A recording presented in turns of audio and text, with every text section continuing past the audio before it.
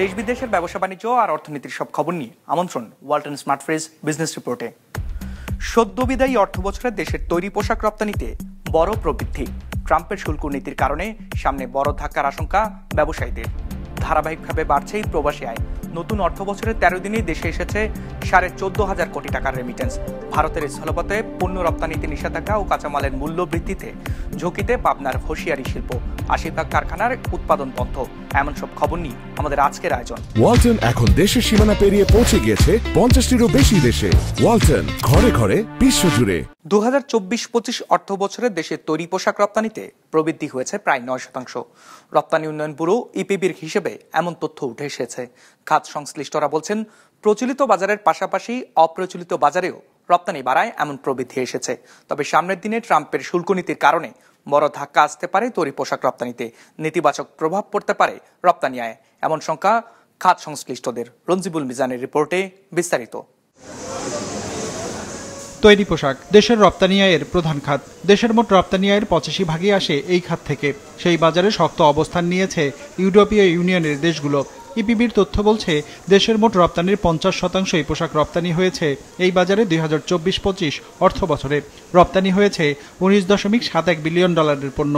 Traditional মার্কেটে আমরা বরাবরই কিন্তু করে আসছি। সেই মানে শুরু থেকে কন্টিনিউয়াস স্টেপ বাই স্টেপ আমাদের গ্রোথটা কিন্তু হয়েছে, এখনো হচ্ছে। আর নন ট্রেডিশনাল মার্কেটগুলিতেও কিছু কিছু জায়গায় আমাদের কিন্তু বাড়ছে। হিসেব বলছে, গেল অর্থ বছর দেশের মোট রপ্তানির প্রায় $5 বিলিয়ন এসেছে জার্মানি থেকে। আর স্পেনে $3.40 বিলিয়ন পোশাক পাঠিয়েছে বাংলাদেশ। রপ্তানি বেড়েছে অস্ট্রেলিয়া, ফিনল্যান্ড আর যুক্তরাজ্যের মতো দেশে। রপ্তানির দিক থেকে তালিকার উপরের দিকে রয়েছে যুক্তরাষ্ট্র। $7.54 বিলিয়ন পোশাক রপ্তানি হয়েছে দেশটিতে। যদিও উদ্যোক্তারা বলছেন, যুক্তরাষ্ট্রের পাল্টা শুল্ক কমানো না গেলে বাধাগ্রস্ত হতে পারে রপ্তানির এই ধারা। রপ্তানির গ্রোথটা এই সামনের দিনটা আমার মনে হয় না আমরা এইভাবে ধরে রাখতে পারবো ইউএস মার্কেটে। ইনিশিয়ালি এখন যেমন আমাদের এই মুহূর্তে অনেকগুলি রপ্তানি আদেশই স্থগিত করা হয়েছে। অবশ্য অপ্রচলিত বাজারে রপ্তানি বেড়েছে আগের বছরের তুলনায়। রপ্তানি হয়েছে $6.44 বিলিয়ন পোশাক, যা মোট রপ্তানির 16.36%। এই বাজারে জাপান আর ভারত গুরুত্বপূর্ণ অবস্থান দখল করেছে। তবে রাশিয়া, কোরিয়া, সংযুক্ত আরব আমিরাতের মতো দেশে তৈরি পোশাকের রপ্তানি কমেছে। এমন অবস্থায় রপ্তানির ধারা অব্যাহত রাখতে বাজার সম্প্রসারণের উদ্যোগ নেওয়ার তাগিদ দিয়েছেন বিশ্লেষকরা। যত দ্রুত সম্ভব সরকারিভাবে এবং বেসরকারিভাবে দুইভাবেই আমাদের যোগাযোগ করে যতটা সম্ভব আমাদের রপ্তানি বাণিজ্যটাকে আমাদের বাড়ানো দরকার। তাহলে হয়তো আমরা কিছুটা এই যে যুক্তরাষ্ট্রের বাজারে যে ঢোকার যে চ্যালেঞ্জ, সেই চ্যালেঞ্জটা থেকে কিছুটা হয়তো আমরা মুক্ত হতে পারবো বলে আমি মনে করি। ইপিবির হিসাবে এই সময়ে নিটওয়্যার খাতের প্রবৃদ্ধি হয়েছে 9.73%, আর ওভেন খাতে প্রবৃদ্ধির হার 7.82%। রঞ্জিবুল মিজান, বিজনেস রিপোর্ট, মাছরাঙা টেলিভিশন। চলতি মাসের প্রথম 13 দিনে প্রবাসীরা দেশে পাঠিয়েছে $119 কোটি রেমিটেন্স। গেল বছরের একই সময় $97 কোটি পাঠিয়েছিলেন প্রবাসীরা। সে হিসেবে বছরের ব্যবধানে রেমিটেন্সের প্রভাব বেড়েছে $22 কোটি বা 22.5% বেশি। চলতি মাসে দৈনিক গড়ে রেমিটেন্স এসেছে $9 কোটি মতো। আর বর্তমানে ডলারের বিপরীতে টাকার বিনিময় মূল্য আমলে নিলে জুলাইয়ের 13 দিনে দেশে রেমিটেন্স এসেছে প্রায় $14,500 কোটি মতো। উল্লেখ্য, বর্তমান সরকার ক্ষমতায় আসার পর থেকেই প্রতি মাসে টানা $200 কোটি বেশি রেমিটেন্স এসেছে দেশে। এমন ধারাবাহিক ঊর্ধ্বমুখী প্রবণতার কারণে সদ্য বিদায়ী 2024-25 অর্থ বছরে দেশে এসেছে $3,032 কোটি রেমিটেন্স, যা তার আগের অর্থ বছরের তুলনায় প্রায় 27% বেশি। খাদ্য বান্ধব কর্মসূচির আওতায় এবার 55 লাখ পরিবারকে 30 কেজি করে চাল দেওয়া হবে বলে জানিয়েছেন খাদ্য উপদেষ্টা আলী ইমাম মজুমদার। আর অর্থ উপদেষ্টা সালেউদ্দিন আহমেদ জানিয়েছেন, জুলাই স্মৃতি জাদুঘর নির্মাণের জন্য ইতিমধ্যে সকল অর্থ বরাদ্দ করা হয়েছে। সকালে সচিবালয়ে সরকারি ক্রয় সংক্রান্ত উপদেষ্টা পরিষদের বৈঠক শেষে সাংবাদিকদের একথা জানান তিনি। উপদেষ্টা বলেন, 15 টাকা কেজি দরে এই চাল দেয়া হবে। আগামী মাস থেকেই শুরু হবে এই কার্যক্রম, চলবে নভেম্বর পর্যন্ত। বন্যার ঝুঁকি মোকাবেলায় এবার সরকারিভাবে 4 লাখ মেট্রিক টন চাল কেনার সিদ্ধান্ত নিয়েছে সরকার। অন্যদিকে বেসরকারিভাবে আরো 5 লাখ মেট্রিক টন চাল আমদানির অনুমতি দেওয়া হয়েছে। এতে বাজার স্থিতিশীল থাকবে বলেও জানান তিনি। আর অর্থ উপদেষ্টা জানান, জুলাই স্মৃতি জাদুঘর নির্মাণের জন্য প্রয়োজনীয় সব অর্থ বরাদ্দ দেওয়া হয়েছে। আগামী 5 আগস্ট যার উদ্বোধন করবেন প্রধান উপদেষ্টা ডক্টর মোহাম্মদ ইউনূস। যে নভেম্বর পর্যন্ত আমাদের নিরাপদ খাদ্য মজুদ বলতে একটা জিনিস বোঝায়, সেটা হচ্ছে 13.5 লাখ মেট্রিক টন চাল গম মিলে রাখতে হয়, কিছুটা কম পড়ে যাবে। তা আমরা আমনে বন্যার কোনো ঝুঁকি রাখি নাই, যাতে কোনো আমনে বন্যা হতে পারে এটা ধরে নিয়ে আগাম প্রস্তুতি হিসেবে আমরা 4 লাখ মেট্রিক টন চাল সরকারিভাবে আমদানির জন্য ইয়ে করছি। জুলাই স্মৃতিঘর যেটা, এটার জন্য আমরা কতগুলো আপনারা জানেন 5 অগাস্ট মাননীয় প্রধান উপদেষ্টা উদ্বোধন করবেন ওই জুলাই স্মৃতিঘরের কিছু কনস্ট্রাকশন, হ্যাঁ, স্মৃতি জাদুঘরের ব্যাপারে আমরা অ্যাপ্রুভ করেছি কিছু কাজ। ভারতের স্থলপথে পণ্য রপ্তানিতে নিষেধাজ্ঞা এবং কাঁচামালের মূল্য বৃদ্ধিতে ঝুঁকিতে পড়েছে পাবনার ঐতিহ্যবাহী হোশিয়ারি শিল্প। উৎপাদন বন্ধ প্রায় 80% কারখানায়, অনিশ্চিত হয়ে পড়েছে প্রায় 1000 খানিকেরও বেশি কারখানার 1.5 লক্ষ শ্রমিকের জীবন জীবিকা। অথচ গার্মেন্টসের ঝুটকে কেন্দ্র করে আবারও প্রাণ ফিরে পেয়েছিল এই শিল্প। সেই ঝুটের দাম আকাশচুম্বী অভিযোগ উদ্যোক্তাদের। প্রতিনিধি শহীদুল ইসলামকে সাথে নিয়ে উৎপল মির্জার রিপোর্ট। গার্মেন্টসের পরিত্যক্ত ঝুট কাপড়ের উপর ভিত্তি করেই প্রাণ ফিরে পায় পাবনার একসময়ের ঐতিহ্যবাহী হোশিয়ারি শিল্প। প্রায় 200 বছরের প্রাচীন মৃতপ্রায় এই শিল্প গত 2 দশকের ক্রমবিকাশের ধারাবাহিকতায় পূর্ণতা পায়। শহরতলির বাংলা বাজার থেকে চর সাধুপাড়া পর্যন্ত প্রায় 5 কিলোমিটার এলাকা জুড়ে গড়ে ওঠে রপ্তানিমুখী কারখানা, যেখানে কর্মসংস্থান হয় প্রায় 1.5 লক্ষ শ্রমিকের। এসব কারখানায় উৎপাদিত পণ্যের সবচেয়ে বড় বাজারই ছিল ভারত, মালয়েশিয়া, দুবাই সহ মধ্যপ্রাচ্যের বিভিন্ন দেশ। ভারতের ট্রানজিট সুবিধায় স্থলপথে রপ্তানি হতো এসব পণ্য। সম্প্রতি ভারত এ সুবিধা বন্ধ করে দেয়, বিপাকে পড়েছে এ শিল্প উদ্যোক্তারা। আগে একদিনে স্থলপথে পণ্য পরিবহন হলেও এখন সমুদ্র পথে সময় লাগে প্রায় 1 মাস, খরচও বেড়েছে দ্বিগুণ। আগে আমরা 3 দিনের মধ্যেই ইন্ডিয়াতে মাল পৌঁছাই দিতে পারতাম, কিন্তু এখন সেটা 20 দিন 1 মাসের অধিক সময় লেগে যাচ্ছে। ফলে আমাদের যারা বায়ার ছিল ইনারা এখন আমাদের থেকে মাল নিতে চাচ্ছে না। এ সংকটে সম্প্রতি বন্ধ হয়ে গেছে বেশিরভাগ কারখানা, বিক্রি হচ্ছে না রপ্তানিমুখী পণ্য, বেকার হয়ে পড়েছে শত শত শ্রমিক। আমরা যারা ক্ষুদ্র ব্যবসায়ী আছি তারা সবাই বেকার হয়ে গেছে, এখন এইভাবে ঘুরে বেড়াচ্ছি। 100 জন মতো কাজ করতাম আমরা, বর্তমান এখন 40 জন মহাজন কাজ করতেছে। আমাদের কাজ এখন কমে গেছে। এদিকে স্বল্প সময়ের ব্যবধানে বেড়েছে এ শিল্পের কাঁচামাল, গার্মেন্টসের ঝুটের দাম, ফলে দেখা দিয়েছে ব্যবসায়িক মন্দা। আগে যে মাল ছিল 100 টাকা, এখন হয়েছে মনে করেন যে 250-300 টাকা কেজি।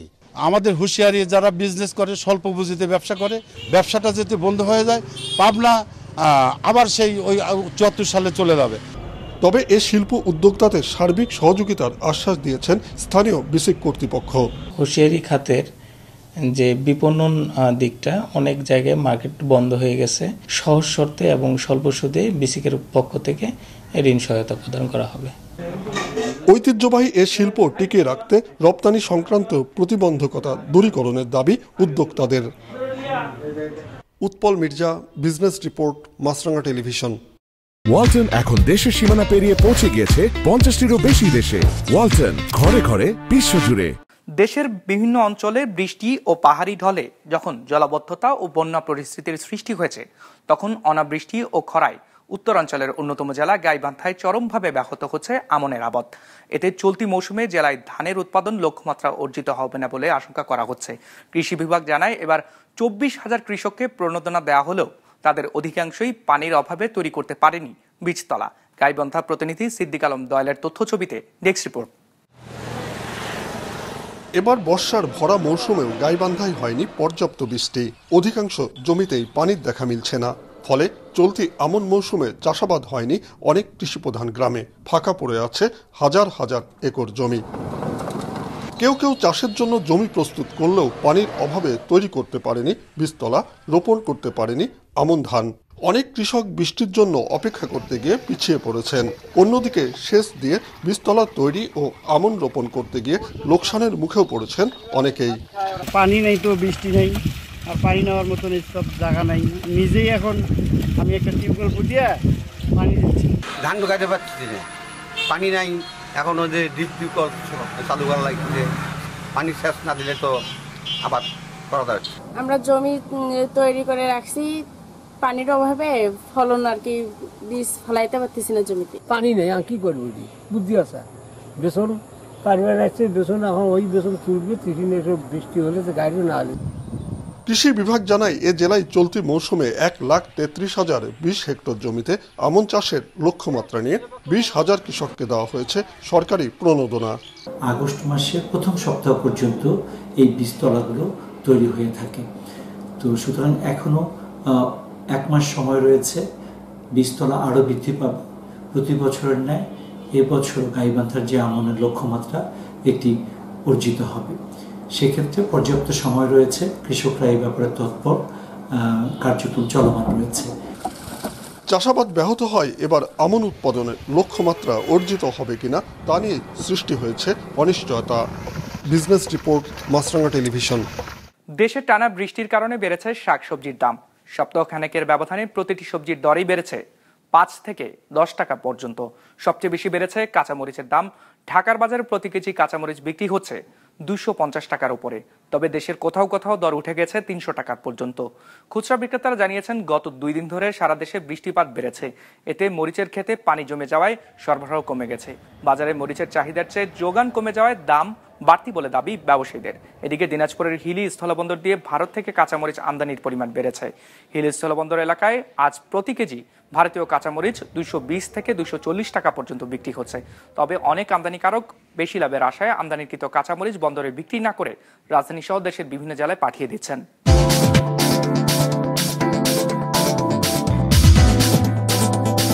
ইতিবাচক ধারায় শেষ হয়েছে ঢাকার শেয়ার বাজারের লেনদেন। সার্বিক সূচক DSX সামান্য বেড়ে দাঁড়িয়েছে 5062-তে। হাত বদল হয়েছে 653 কোটি টাকার শেয়ারের মালিকানা। লেনদেনে অংশ নেওয়া প্রতিষ্ঠানগুলোর মধ্যে দর বেড়েছে 163টির, কমেছে 156টির, আর অপরিবর্তিত রয়েছে 76টির দর। এবার বাজার নিয়ে বিশ্লেষণ শুনবো সিটি ব্যাংক ক্যাপিটালের। আজ 15 জুলাই ঢাকা স্টক এক্সচেঞ্জের সার্বিক সূচক BSEX ইন্ডেক্স গতদিনের চেয়ে 0.36 পয়েন্ট বেড়ে গিয়ে 5062তে এসে অবস্থান করছে। আজ দিনের শুরুতে মার্কেট কিছুটা ঊর্ধ্বমুখী লেনদেন শুরু করে। দিনের পুরোটা সময় জুড়ে বিনিয়োগকারীদের মধ্যে বাই এবং সেল করার প্রবণতা লক্ষ্য করা যায়, যার ফলস্বরূপ দিন শেষে মার্কেট 0.36 পয়েন্ট পজিটিভ নিয়ে আজকে তার লেনদেন শেষ করে। আজ মার্কেটের লেনদেনরত কোম্পানিগুলোর মধ্যে শেয়ার মূল্য বেড়েছে 163টি, কমেছে 156টি এবং অপরিবর্তিত ছিল 76টি কোম্পানির শেয়ার মূল্য। মার্কেটে আজ টোটাল টার্নওভার ছিল 653 কোটি টাকা। মার্কেটে গত সপ্তাহের এভারেজ টার্নওভার ছিল 636 কোটি টাকা এবং চলতি সপ্তাহে 3 দিনের এভারেজ টার্নওভার ছিল 628 কোটি টাকার মধ্যে। আজকে সবচেয়ে বেশি লেনদেন হয়েছে সি পেরলের।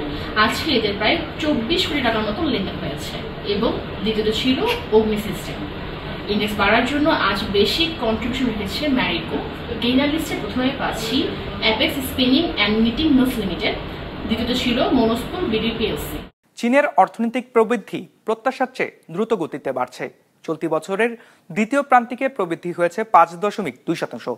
যুক্তরাষ্ট্রের সাথে শুল্ক যুদ্ধের মধ্যেই এই প্রবৃদ্ধিকে স্বস্তির বার্তা বলছেন বিশ্লেষকরা। তাদের মতে দ্রুততার সাথে পণ্য রপ্তানি, উচ্চ প্রযুক্তি নির্ভর উৎপাদন খাত ও প্রযুক্তিগত আত্মনির্ভরশীলতা চীনকে এই সাফল্য এনে দিয়েছে। নেক্সট রিপোর্টে বিস্তারিত।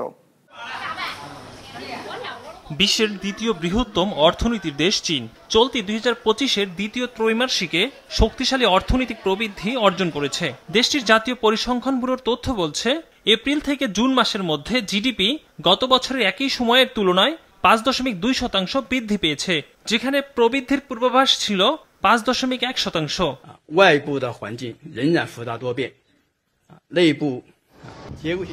এই প্রবৃদ্ধির পেছনে বেশ কয়েকটি কারণ দেখছেন বিশ্লেষকরা। প্রথমত, জুনে চীনের রপ্তানি আবারও গতি ফিরে পায়, বিশেষ করে যুক্তরাষ্ট্রের সাথে ভঙ্গুর শুল্ক যুদ্ধবিরতির কারণে কারখানাগুলো দ্রুততার সাথে পণ্য রপ্তানি করে। দ্বিতীয়ত, শক্তিশালী শিল্প উৎপাদন। জুনে শিল্প উৎপাদন 5.8% থেকে বেড়ে 6.8% দাঁড়িয়েছে। বিশেষ করে উচ্চ প্রযুক্তি নির্ভর উৎপাদন খাত, অটোমোবাইল, রেলওয়ে, জাহাজ নির্মাণ এবং বিমান শিল্পে উল্লেখযোগ্য প্রবৃদ্ধি দেখা গেছে। সেমিকন্ডাক্টর উৎপাদনও 15.8% হারে বেড়েছে। তবে এই অগ্রগতির মাঝেও কিছু নেতিবাচক দিক রয়েছে। চীনে অভ্যন্তরীণ চাহিদা এখনো দুর্বল। জুনে খুচরা বিক্রি প্রত্যাশার চেয়ে ধীর গতিতে ছিল এবং ভোগ ব্যয়ও কমেছে। যদিও সরকার ইলেকট্রনিক সামগ্রীতে ভর্তুকি দিয়ে অভ্যন্তরীণ ভোগ বাড়ানোর চেষ্টা করছে। প্রবৃদ্ধির মাঝেও বিশ্লেষকরা সতর্ক বার্তা দিয়েছেন, আগামী মাসগুলোতে চীনের অর্থনীতিতে আরও চাপ সৃষ্টি হতে পারে। বিশেষ করে যুক্তরাষ্ট্র নতুন করে শুল্ক আরোপ করলে পরিস্থিতি ঘোলাটে হবে। চীনের লক্ষ্য চলতি বছরে প্রায় 5% প্রবৃদ্ধি অর্জন করা। তবে অভ্যন্তরীণ ভোগ বাড়ানো এবং আবাসন খাতে সংকট মোকাবেলা করা চীনের নীতি নির্ধারকদের জন্য একটি বড় challenge. Ekramul Islam Khan, business report, মাছরাঙ্গা টেলিভিশন। দর্শক, আমাদের যে কোনো পর্ব নিজেদের সুবিধাজনক সময় দেখতে সাবস্ক্রাইব করুন বিজনেস রিপোর্টের অফিসিয়াল ইউটিউব চ্যানেল। ফেসবুক পেজে লাইক দিয়ে আপডেট থাকুন ব্যবসা বাণিজ্যের আলোচিত সব ঘটনা সম্পর্কে। আর আপনাদের মতামত জানান কমেন্টস অথবা ইনবক্সে। আজ এইটুকুই, বিদায় নিচ্ছি, ভালো থাকবেন।